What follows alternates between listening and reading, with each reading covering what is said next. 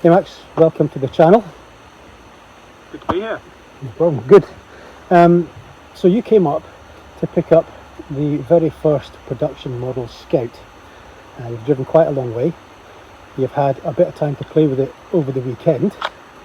So I'm just wondering, as the first public purchase of the knife, if you like, what were your impressions when you first got it, and how do you think it's going to make a difference to you in your bushcraft? First impressions, I've got to say, the only way to describe it is it's a serious bit of kit. You know, it is, there's no second guessing it. You know, you've got it in your hand and you know it's there. You know you can rely on it.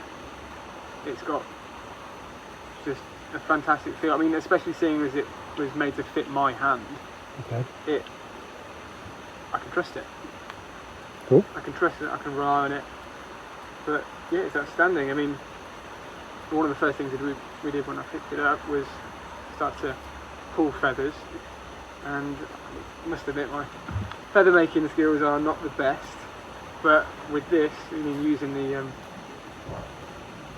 quarter, Yeah, the hook, quarter hook. Yeah. It was unbelievably easy. You just pull them and you've got perfect curls. I mean, try. That's my fire stick. Oh.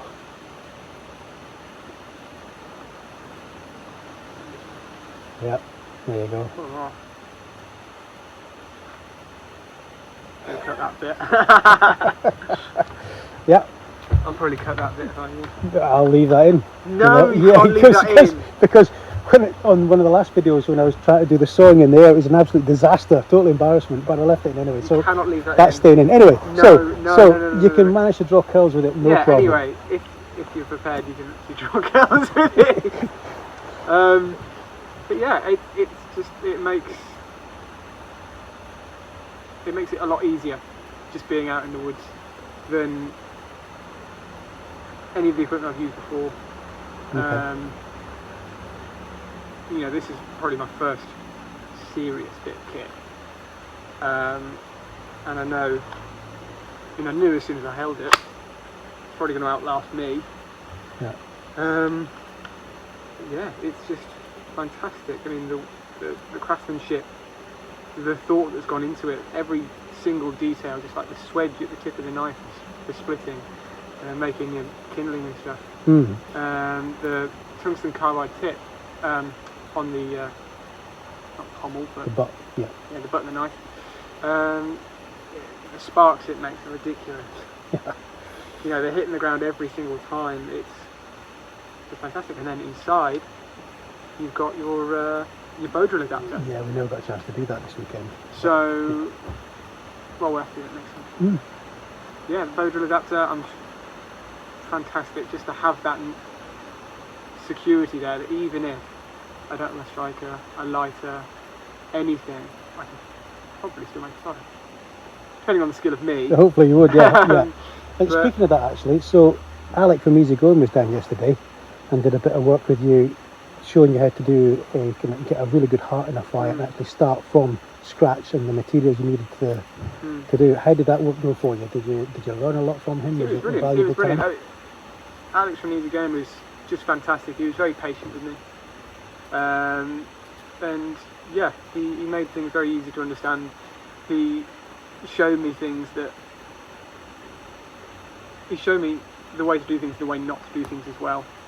So when it came to battening logs, just making sure that I'm aware of how far my knife is supposed to go, and being very clear not to push it too far, because, well, kit's got a remit it's supposed to fit, but if you push it too far, it's going to fail. And when you're relying on something, or when you might need to rely on something, you need it to last you, and well, you just got to treat it with respect basically. Yeah. Jim from Bushcraft Costa Rica is actually going to be doing a video, as far as I'm aware, because it's come up on Bushcraft USA about battening and people breaking their knives and saying that battening with a knife is actually abuse, but that's not a belief that I hold. I think if you're using a knife that within the framework that it was designed for, it should be able to handle it if it was designed for it. Yeah. You know, so. But obviously, looking at this, you know, the blade stock looks more than comfortable. Yeah, it's 5.5 mil. It's pretty thick. Yeah. So for smaller battens like 3-4 inch, no problem. Yeah, it's not exactly a Mora. So. No, no, it's not exactly a Mora. So yeah, I mean, we were battling some pretty thick logs, weren't we? Then. Yeah, I think you're on about just shy of the blade, weren't you? About half inch short of the blade, so yeah, about 4.5 inches. Yeah, so a good thickness, and yeah, I mean, even when we're processing down branches, just chopping through them, it was easy. Cool. It was easy. Yeah. Excellent. I can only say I am thoroughly impressed. It's exceeded expectations. It's the best way to put it. Thank you very much. I'm glad to hear that. Cool. Well, I know you've got a long way to go now. It's kind of tail end of the weekend. I've held you back longer, kidnapped you, held you to ransom before you do this video. But yeah, I appreciate that. Thank you very much, and look out for it going up on the channel.